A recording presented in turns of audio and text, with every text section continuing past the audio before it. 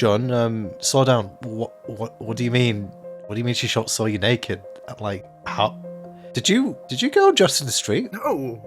I know that's a weird thing to Maybe say, but I'm just trying maybe to I should put pieces Wait, what's together. going on? From the beginning. Jen's been naked in the streets? What's going on? Long I'm not undressing in the street. I'm not undressing any. I did undress a few times, but not on the street. Just in home to change clothes. Okay, John. Okay, then. Okay, John, focus. Lonte wants to go back. Okay. Wait, what? what do you mean by that, Lonte? John, focus, please. Okay. You're saying I went. You're saying that you outside. found Alondra? I went outside. I walked with Moira and David. They went to the records. I continued walking. I helped Andrea, and I was like, "Yo, what up, Andrea?" She's like, "Yo, what up, June?" I was like, "Yo, you know the shares?" She's like, "Of course I know the shares." They died. I'm like, "Oh fuck, man." And parents died. She's like, "Yeah, but the kid got married." I'm like, "Yeah." To who? She's like, "Oh, to Frank." I'm like, "Who the fuck's Frank?" She's like, "Oh, Frank was a nice guy. I had a crush on him or something." So like, okay. And then she's like, I'm like, "Is Frank alive?" She's no, like, Frank is dead, but there was nice surface. And I'm like, okay, is Alondra alive? She's like, "Oh yeah, that used to be her name." I'm like, "What the fuck used to be her name?" She's like, "Oh yeah, she's Diana now." And she points to the shop across the street. It's like the dress shop where me and Moira got clothes. Alondra is the one that sold me clothes and had to take my measurements on the garments. Oh God, She's been living around the wreck, like it's left of the market. She's been here all the time, but she doesn't go by Alondra, by the way, because her parents went super crazy and died. Oh yeah, so the parents are dead. Yeah, no, outside of our Yeah, so she goes by Diana Tar. Wow, great work, John. Yeah. I mean, geez, if we'd only thought to have asked when you met Andrea, I guess, but Yeah, but we met Andrea in quite a stressed quite, time. yeah, we weren't really in our right minds, and I mean, I suppose you Oh wouldn't no, even, I'm dead. you wouldn't even have really been able to connect the dots with the woman because we had no way of knowing that Alondra had changed her name. I mean, it makes sense, but we wouldn't have any notion it would be that specific person. That I feel calmed down since I have explained it all. I feel like it happens for a reason, you know? Sure you don't need to sit down for a couple of minutes, John? I need a glass of water, I think. Hang on, let me go and get one for you. Right. But we'll come back with a glass of water. Are we gonna just deliver a skeleton to her? I think we should wait for the others to get back and then just figure out how we're going to approach her. Because I'd probably say that it'd be wise to just discuss it as a group. I mean, I imagine that David and Moira, if they have found anything, will probably be coming back to report anyway. So, they may have even have come to the same conclusion as you. Well, we know, depending on what they found. But no, like, we finally found her. I'm shaking, honestly. Wow. John. Yeah, John. And like we were looking for her, but for her to be right under our noses, like I've passed her shop. It was probably many times. It was going to be something like this. I've seen her. I talked to her. Yeah, because you went into the shop with. You went to that shop with Moira, didn't you? Yeah. I'm guessing Moira might have known her then. Well, I think so because she and Moira talked quite a bit in a familiar sense, and they were. I think so. But that means Moira doesn't know it was Alondra. Well, I mean, I Which guess, makes sense. I guess it would have dropped that name at marriage. I mean, I'm guessing it's something that she wouldn't really talk to about anyone. So I mean, it's more than plausible that Moira just had no idea. I guess it depends on how well they know each other. But John, please, it's as you say, shaking. Just take a seat for a few minutes and just calm yourself down, alright? What have you been up to? Well, I've actually been quite productive. I got the glasses done. Nice. Me and Lonte have got the fridge ready. Martinez would like that. I've completed the sickle, but something a bit strange happened when I did. Did your magic overload? It'd be better. Yes. I don't know what happened. It felt similar to, not quite the same as when we fought the Wyvern, but my magic sort of just surged as I was doing the complete touches, and you know what, it'd actually be better to just show you rather than describe it. Brandon will take out the sickle and just give it to John. Yeah, just take a hold of this a sec. You'll see what I mean. Don't worry, it's not harmful in any way. Nothing works, okay. No, it's not harmful, but it's weird. Yeah, okay, it's weird. Not weird. Yeah, how this has been a weird day. And with that, she grabs the sickle. As you grab a hold of the sickle, you can see yourself from behind. You see hers a little bit messy. You see your shirt's not quite straight. You can see that Brandon is tapping one of his feet slightly. Am I experiencing the world in third-person view free cam? Yeah, that's how I would describe it. It's trippy, isn't it? I can see the back of my head. Jeez, like being at the hairdressers. What did you do? I didn't do it on purpose. But it's... I mean, the item, as far as I can tell, works the way it's supposed to. It's just got an extra quirk, I guess. You did not pick the quirk. Why would I pick this specific quirk? I don't know. I'm just asking. Hey, maybe you were like thinking like, hey, how do I look from behind while making the sickle? And that's just manifested into the sickle. No, John, genuinely, all I did was just complete the item exactly like I did the others. I mean, I'm going to say that Brandon probably showed this to Lante earlier as well, so... Because I imagine he was around when Brandon completed the item, so just shout over to Lante.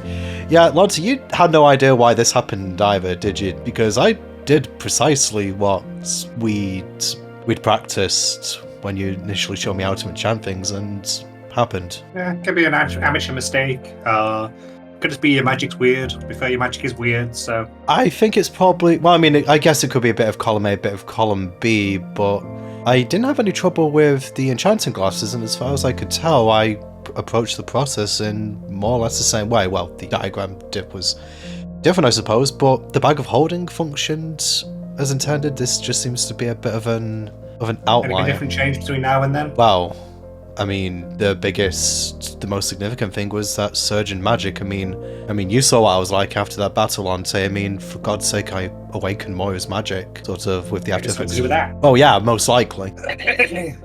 But if you don't mind, I'm having a siesta. Oh, okay, fair enough. Sorry to disturb you, Lante. It's okay, I forgive you. Thank you, it's appreciated.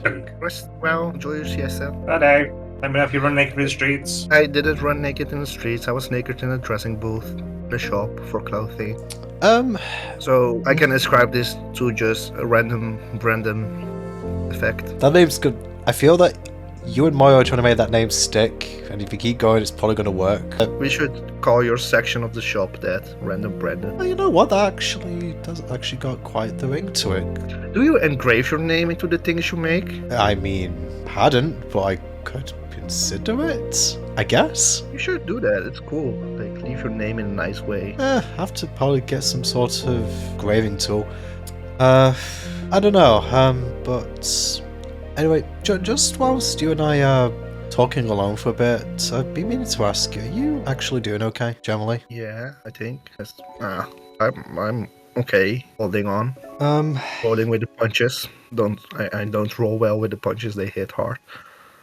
Yeah, I know. I don't know. Maybe it might be my imagination, but just since, I don't know, I guess the Wyvern fight, you've been a bit more on edge than usual.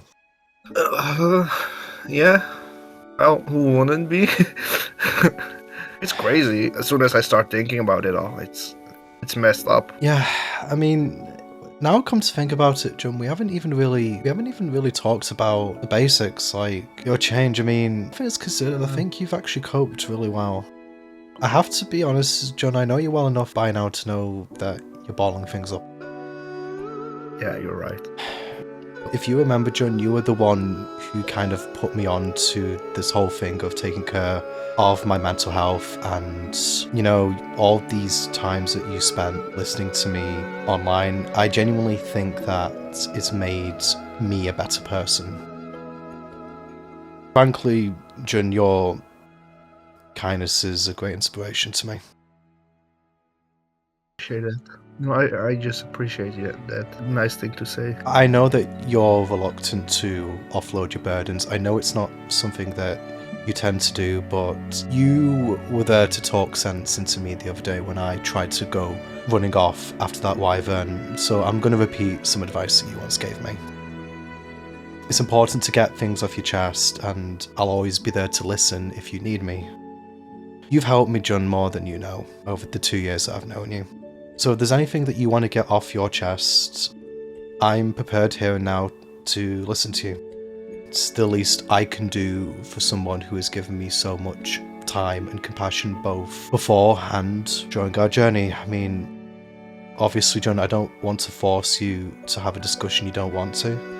It's helped me a great deal when I've opened up, so if you're willing to humour me, I'll listen. It's interesting to hear the advice you give out being dished back. I needed you to remind me when I went after Moira that teamwork was the thing that was needed to overcome that, and that I needed to keep a level head.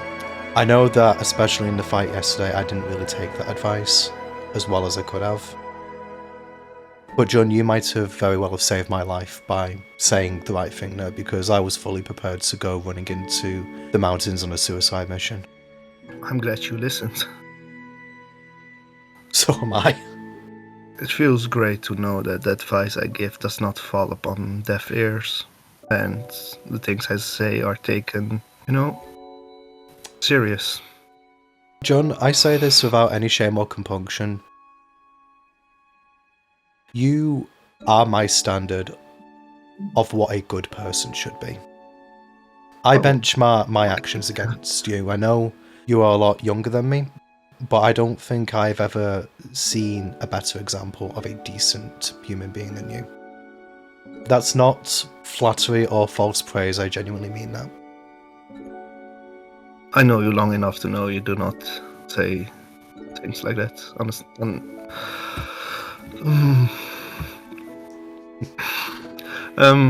I'm just trying my best, and I had great examples, I guess. People that showed me the way, and I tried to do that for others. And you're right, I've been keeping a lot inside.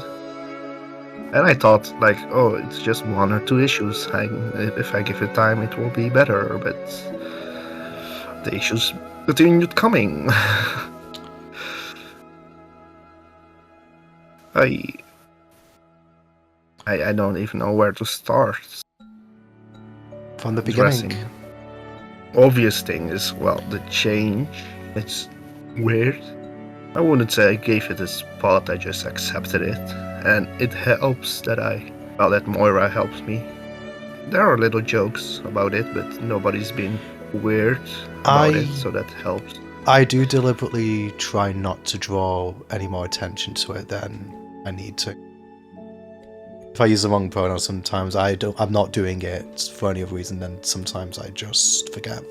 I've completely blocked that out. I don't care about pronouns. It's a weird thing, in my in my situation. So I am fine with whatever people say. And I would say emotionally I have accepted it. It is what it is. Gotta, deal with the cards you've been dealt. It's just as soon as I start thinking about the practical things, it's like, okay. But luckily Moira helped me with a bit of that, so that's something. And it's not uncomfortable anymore, It's been 2 weeks in this body, so... For saying that this has all happened in the span of just under 3 weeks, I think anyone would do very well to acclimate. I think it's also because of the magic and the battles and everything else has changed along. It's been... kind of feels like... Do you know what VR is? Yeah, Virtual reality. Yeah, it's like I'm stuck in one of those characters. Do you not remember when we tried to log out in the user interface just after we were kidnapped? Yeah, there's no option there. No, unfortunately there isn't. As time has passed, I've given that its place. Speaking with Aldeth has also helped. I was really worried about what to do. What does a cleric do? What does serving her or spreading her name or being the conduit of her power mean? But he's been really chill about it. Just try your best, do good. Do you mind if I offer a bit of insight on that? Or just my 2 cents? Sure. I don't think you actually need to try very hard to spread their ideology, John. That is just your nature. You can spread Aldeth's name through your actions. I think you've probably been getting bogged down in the sense that you owe her some form of obligation. When in reality, you simply just have to keep doing what you've been doing. I mean, has she ever actually Yes. asked anything of you? Just be myself, do good. My actions will speak for itself. And I remember when I first talked to her, she was already happy with my way of thinking. She has never passed on adjustments. The very fact that she has gifted you her personal blessing, to me at least, says that she sees a lot of potential in you, and that you are worthy of that investment. At school, I was good at it without any effort, but to be the best, you have to put in the effort. And for the parents and for my teachers, I always wanted to deliver the best I could. So it's weird to hear from somebody they don't care. Because in a way you've been conditioned to not really take satisfaction in something unless you feel that you've put in effort proportionate to earn that sense of satisfaction. Yeah, I didn't get the satisfaction unless I got full mark, There shouldn't be any mistakes in the work I deliver. And she has given me a task and I'm like, okay, but I feel like I'm not giving it my all, even though she repeatedly says I'm doing well. It doesn't make sense to have that feeling right now with this because you don't adjust your mindset overnight. I guess it's a little bit like me trying to apply scientific concepts from our world to magic, for example. Some things are just not compatible. The ideas on paper might seem conceptually similar. Maybe it's not the best example, but as somebody who has kind of been a bit of a perfectionist himself, I don't think it necessarily matters if you are quintessentially the best at any one thing or not, as long as you are the best version of yourself. Because I can't really claim to be anybody's superior in the shop. Everything I can do, one of you can do better. Maybe that might change with time, but I content myself knowing that I give everything my best shot. And as long as I can help you guys and be a good partner tomorrow, I'm happy. If I had any advice to give you, John, I think you just need to learn to be content with yourself and to accept that you're not going to get all the answers and achieve everything you want to overnight. The advantage you have that I don't is that you have time. You'll grow into this role, John, and you'll achieve great things on your terms. I hope so. The only person you have to outdo is the you of yesterday. Taken that to a very radical extreme, that no progression feels like the worst thing ever. So I just have to accept that any step forward should be alright. But John, you have progressed as much as anyone else here. I don't think you appreciate just how valued you are, not just as a friend, but in general. There's been several times now where your instincts have been pretty spot on. You were right about the wyvern. If we'd gone with our gut, we might have been able to act faster. And I admit that I was the one who derailed that train of thought, so... Yeah, but it's still a gut feeling grasp straws. The only base I had for that was just the feeling. You should have more conviction, I think. You're smart, John. And for what it's worth, I do take your opinion seriously. Oh, I appreciate that. And same goes for you. I think I'm so stuck in my own mind that I'm a bit all over the place. Sometimes when you're looking And so find it- inward, you can't really take in you as you actually are. You're kind of like stuck with this static preconceived notion of the person that you have to be versus the one you are and are still becoming. We were talking about your spells the other day and how you felt that you weren't really able to be effective in that regard, but now that we've bought some for you and the fact that you can change your spells, you could be the most versatile member of our team. When we're talking tactics, you can literally tailor your set of tools to any given situation. I'm terrible at fights. And Especially lately. a lot of it's mindset. And the only reason I've been different in fights is because, well, I've had something to fight for. But not very long ago, John, I must admit I was very much like the way you were describing now. Until I met Moira, I was in my own head as well, not really paying attention much to the world around me beyond what I needed to do, but meeting her and having to think through that situation woke me up, brought me back to life. I don't really know how best to describe it, but I think I've come out of that experience a better person. And Still, I cannot get rid of this gnawing feeling in my stomach whenever I think of facing something. It's not that I'm afraid to fight, like I would gladly jump into the battle, but things go south, I blank, especially in the face of, I don't know how to explain it. It's multiple things. It's the wyverns, they're it's a strange thing to fight them. Like I can see my life bar in my view. And as it ticks down, it stresses me out. Last time I was with Kara and I was about to go down, she was about to go down, and I'm sorry, it felt John, like it for was that. just the two of us. I am genuinely sorry for what I did in that fight. I made a split-second decision, but I'd been so just that. sorry. I mean, I'm not trying to guilt trip you. It's the circumstances that keep, like, I think at the house of the Shears in the forest, we were also separated, and it easily makes me feel overrun because I feel like in battle I'm weaker than all of you. It makes me feel very separated when I look around and I don't have anyone near me. Well, from here on out, John, we're going to fix that. I think you were spot on when we were talking earlier about being individuals in battle. Like I said before, you have good instincts. You were right. And I think now that we've got Moira with us, it gives us more options tactically, but I think the next step is to sit down and actually discuss everything that we can do now.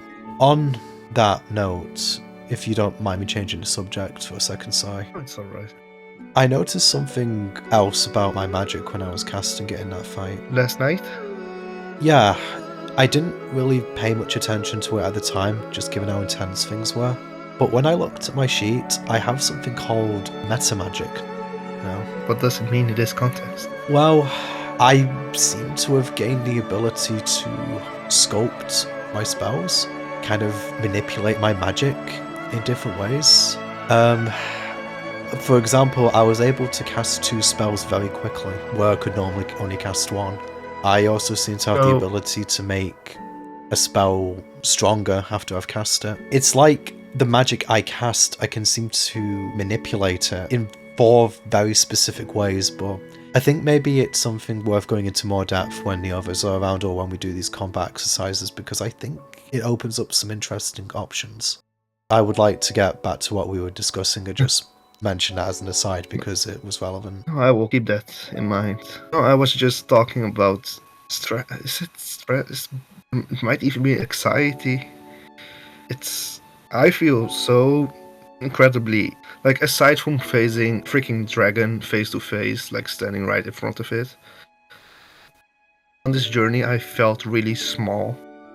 Not physically, but also physically, but like, to know you're just a single grain in this multiverse that's suddenly tasked with fighting items, getting powers from a god, fighting another god. There are a few devils hunting your group. It's like, okay, but I know what you mean, John, especially with feeling like you're between a lot of different forces that you can't control. The thing is, John, our lives have always been this way in a sense, except we're probably some of the few people who actually understand the full scope of that. I mean, when we were living on Earth, can't help but think just how much we were ignorant to until we came on this journey. And being placed in this position, it is very humbling, and it does kind of make you feel less significant. But at the same time, despite everything done, it's also just made me appreciate just the fact that life is what you ultimately make of it, for better or for worse. There might be no grand purpose to our lives, so it's down to ourselves to confer that purpose upon ourselves. For me personally, all I want, John, is to just try and leave a place better than I found it. Grand ambitions don't really do anything except give you an unobtainable goalpost to strive for that you'll never achieve. So I've personally accepted that perhaps the best way to live your life is to just live it simply and to just let tomorrow come. I'm sorry, I'm not sure if that helps. It does. It reminds me of what how my parents often say, that contentment is the key to, happiness in life. If you have something, you're glad that you have it, but if it's away, you're content enough that it won't hurt you that you lost something, like wealth or materialistic things, but even emotional. And what you say, it somehow reminds me of this Chinese Buddhistic belief of, well, every mortal should be able to reach divinity, but it can be done as simple as by enjoying cooking and just doing that as best as you can, as you love it. Even that person can achieve divinity within that. It's not about being the wealthiest or the most powerful or whatever, just something you like and you do with joy can already lead you up there. I don't think I've mentioned this actually, but when I was at the lake with Moira, telling her about everything, I mean, as you might imagine, I went in a long rambling explanation of something, but she said to me concerning just how I want to live my life, that sometimes you just find something every day to enjoy, whether that be a song, a cuddle, a kiss, or just a nice view. I asked her to marry me almost immediately after she said that. Understandable. She convinced me in that moment that she was exactly the kind of person that I need in my life. Though we're very different in a lot of ways, we value a lot of the same things. I think you're lucky to have Moira, in the sense that you have found someone that not only compliments you but also balances you out, if that makes sense. Like, there's enough similarities between you, but also luckily enough differences that it balances the scales. I just hope that I'm enough for her, if that makes sense. She seems like a girl who knows what she wants, and she Yeah, has thrown her entire life around for you. It's nice to have someone like that, I think. Before this, I felt content. I enjoyed the simple things of life. I didn't care about tomorrow. I didn't mind where I slept, what I ate. As I was happy with even having the least of things. But I was happy because I did things at my pace, the way I wanted. I traveled. I went where I wanted. I could hop into the crowd in the busy social life. I could hop out when I needed a break. I even wasn't scared of dying. I was happy. If that was it, that was it. But now I feel scared. Because I'm not dying the way I wanted to die, and I'm not living the way I'm wanting to live. I'm trying to listen to what I taught myself before this. And sometimes, even when you know rationally what the right thing to do is, or the right course of action, convincing yourself emotionally is an uphill struggle, John. Believe me, I know. The situation is what it is, but I think you can still have a happy life, John. It's true, you're not travelling on your own terms anymore, and you do have an obligation now which you're not able to walk away from. But, it's as Granny Sheila once told you, you have the opportunity to see so much more than anybody from our world ever has, or, frankly, ever will. Whilst there are definitely disadvantages, and your anxieties are valid, I think it will help immensely if you can by degrees accept, as long as we're careful, as long as we work together, we show up our tactics, and we learn how to deal with things under pressure, we'll eventually, as a group, get used to this lifestyle. Remember, John, it's not even been 3 weeks yet. You have to consider how little time and just how much we have had to deal with. I mean, for Christ's sakes, John, you saw what me trying to take a break did. Going forward, we need a day off every now and again. I understand I in would David's agree case with that that. we need to get home, but you obviously really needed to talk about this. And sorry. I also really understand David because, oh, I've often said, like, I do like exploring the multiverse. I'm very curious, enthusiastic about everything, but in it all, beyond that, I don't feel myself. I feel disconnected or untethered. You haven't really been on this journey as the person you were before you left. Yes, and I get attached to the smallest things. Like if I can be as stupid as a simple stone, but I find it precious because I found it somewhere at a nice place, or it reminds me of something, the memories or whatever. You're a deeply sentimental person, I think is what you're trying to say. And whilst I was away from home, I always had a connection with, well, my home. I could call, I could text, and now it feels like I've been pulled out of that. Maybe that might be the nail on the head, John. If you had a way to touch base, maybe that's what you need to ground you. I don't think so. And if David keeps developing these abilities as he did, maybe if he can reach his wife and he gets stronger, maybe you could ask Danival about it. Maybe we could work something out. I hope so. I really, really feel bad about the radio silence. That is not your fault, though, John. Well, kinda, I signed the contract, but John, I cannot place that, you that feeling of can't. disconnection. And I think that's because when you signed that contract, not only were you taken away from the life that you had, you, like, in terms of disassociating, like, you not only changing your race, but also your gender. I mean, I can understand why you just feel so... It's a kind of a paradox that the journey you've been on probably feels both like a dream and also harrowingly real. And that paradox, I guess, is what's weighing on you. I have been so disassociative. I don't feel like myself. I am not myself. Everything around me is gone. Everything that I was used to is gone. And I just bottle it up and push it away by enjoying the journey. And the only times I realize all the things I've bottled up is when facing death. It felt good to throw it all out there, to share my thoughts, and to hear the things I've been feeling said. It feels lighter. I hope I've helped anyway. No, yes, definitely. And I obviously couldn't have this conversation with myself. I just told myself to deal with it later. I'm honestly touched that you have noticed that I wasn't doing good. I've noticed on and off for a while. I've just not had a good opportunity to really approach you about this. Yeah.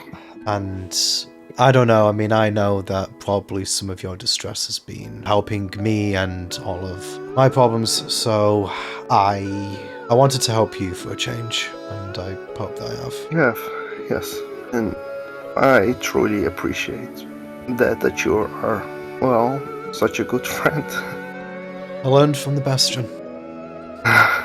Wasn't what I had in mind when we said we had to go on a life-changing friendship trip. No, I don't. This wasn't on the docket for me either. John, seriously, if you're feeling like this again, or if you just need to talk, I don't care what I'm doing. Just ask, and I'll listen. I owe everyone, but you especially, a great deal, so...